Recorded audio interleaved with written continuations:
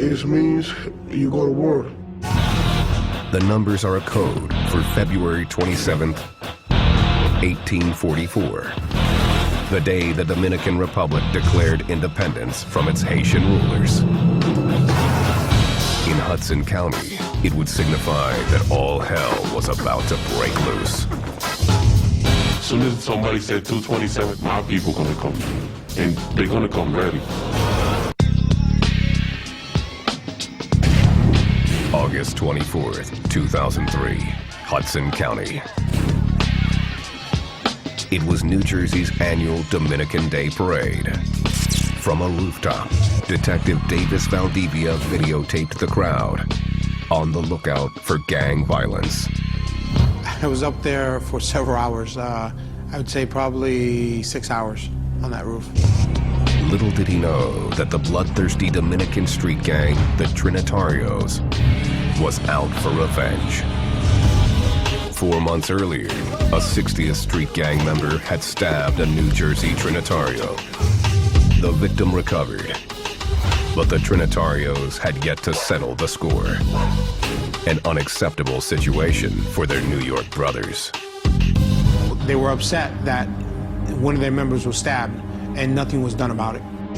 If someone messes with one of their members and it goes unpunished, they will essentially be viewed as chumps. The New York Trinitarios were hell-bent on revenge and planned to get it on their opponent's own turf. They strategized their attack at a local schoolyard late that afternoon. At the suggestion of a New York leader, they traded their traditional machetes for screwdrivers. It was easy at the moment, because the guy from Brooklyn was like, oh no, we're not gonna carry none of that.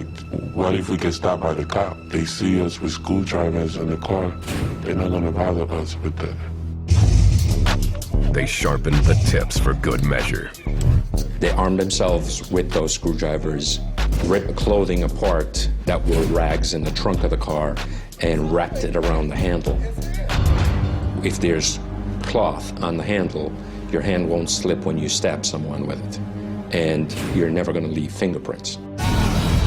The gang was prepared for cold-blooded murder. You can't really slice anybody with a screwdriver. I mean, it's only one purpose is to jab and puncture. 2 carloads of Trinitarios headed straight for the heart of the 60th Street Boys territory in West New York.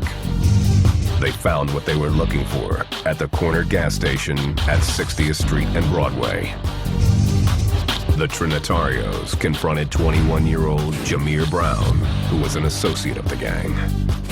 Once they approached him, they asked for an individual by the name of Munchi. And that's the same individual that had words with them during the parade.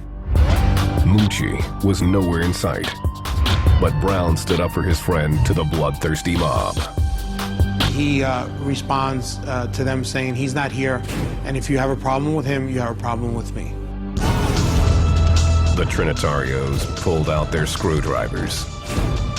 Someone ran up to him and stabbed him. And then they were all over him, stabbing him. Brown went down instantly.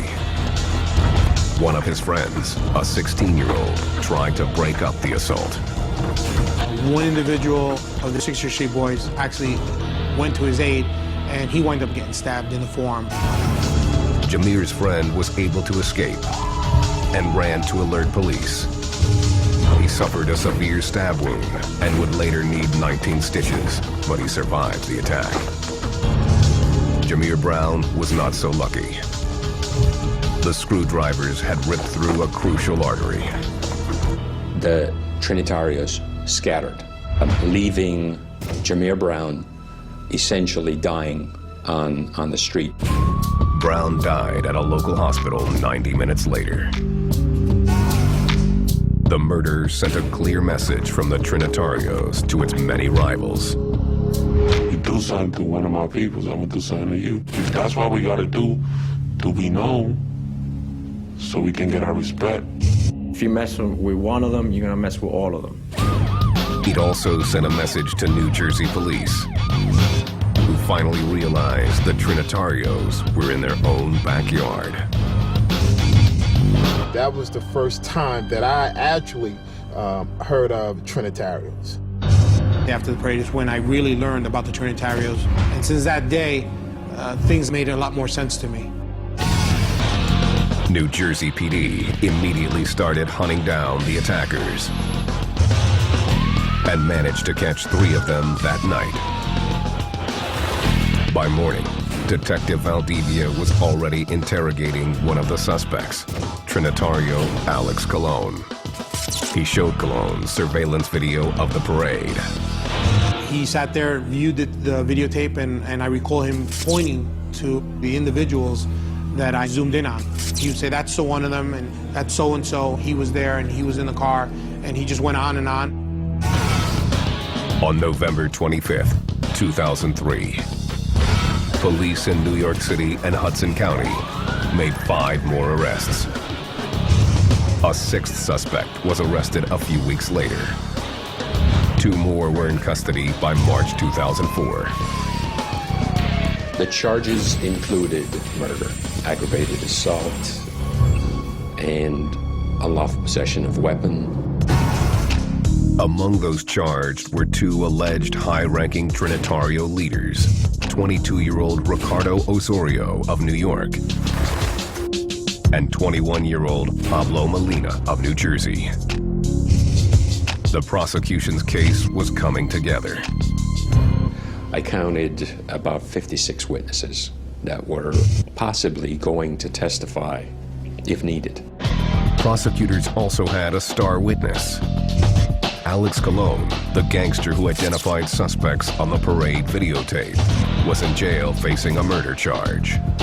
He was cooperating with the prosecution against the Trinitarios in the hopes of receiving a reduced sentence. Colon gave us a nice big picture. He could point to all the parties. But Colon would never make it to the stand. Our case seemed as if it would fall apart.